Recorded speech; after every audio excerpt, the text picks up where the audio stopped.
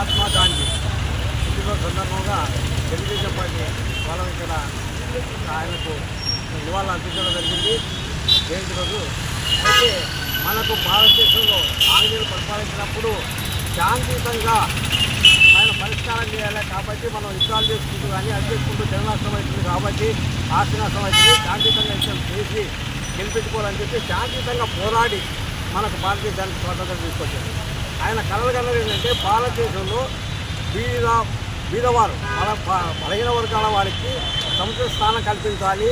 కాబట్టి ఎక్కడైనా గ్రామ స్వరాజ్యం వచ్చినప్పుడే భారతదేశానికి నిజమైన స్వతంత్రం వస్తుందని చెప్పడం జరిగింది. అంటే కొన్ని ప్రభుత్వాలు పరిపాలించడం జరిగింది.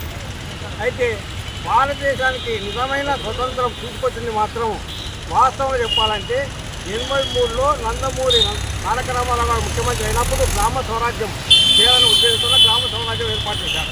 అప్పుడు అయితే గ్రామ స్వరాజ్యం అంటే ఏంటి? ప్రజలకు కొత్తకే పరిపాలన కావాలి అన్నప్పుడు మాండలిక వ్యవస్థ చేసింది. అంటే మండలాల దగ్గరికి అంటే 8-10 కిలోమీటర్ల దూరంలోనే మాండలిక వ్యవస్థను ఏర్పాటు చేయడం జరిగింది. అంతేగాక గ్రామాల్లో స్వతంత్రం ఏర్పాటు చేయాలంటే అప్పుడు పటవారీలను ఉండి పీడిస్తుంది వాళ్ళు. అటువంటి పీడించే మూమెంట్ను ఆయన పెద్ద డిసిషన్ తీసుకొని 84లో పటవారీ వ్యవస్థను తీసేయడం కూడా జరిగింది. మళ్ళీ బలహీన వర్గాలకు మేలు చేయాలి కదా. అంటే బలహీన వర్గాలకు చేయాలంటే భారతదేశంలోనే మొట్టమొదటి రాష్ట్రంలో ఇక్కడ 33% బీసీల వాళ్ళకి రిజర్వేషన్ చేయడం కూడా జరిగింది. అంతేకాక మళ్ళీ మహిళలకు ఏదైనా చేయాలి కదా అని చెప్పేసి మహిళలకు రిజర్వేషన్ చేయడం, మహిళలకు స్త్రీలకు ఆస్తిలో సమానత కల్పించడము, తర్వాత బీదవారికి ₹2 కిలో బియ్యం కాక బట్టలు కానీ ఇట్లా ఎన్నో కార్యక్రమాలు చేసినటువంటి వ్యక్తి నందమూరి తారక రామారావు. నిజంగా గ్రామ స్వరాజ్యం ఏర్పడడం గాంధీ కలగలేదంటే ఆనాడు నందమూరి తారక రామారావు జరిగింది.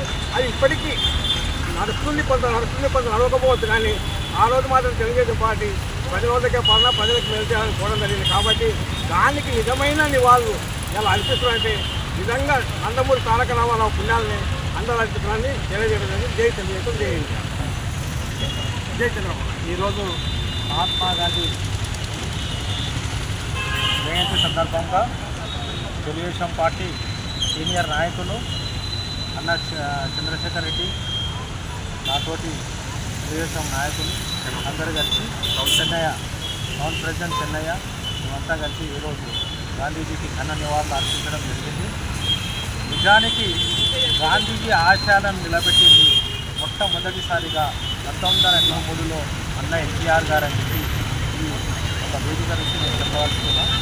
అయితే భారతదేశంలో గాంధీ విధానాలను ఎవరైనా పాటించలేదో తెలియదు, కానీ ఎన్టీఆర్ మాత్రం తూచా తప్పకుండా ఆయన ఏవైతే విధానాలు ఉన్నాయో అవన్నీ ఇక్కడ ఉమ్మడి తెలుగు రాష్ట్రాల్లో అప్పుడున్న ఉమ్మడి ఆంధ్రప్రదేశ్లో ఆయన నెరవేర్చడం జరిగినది.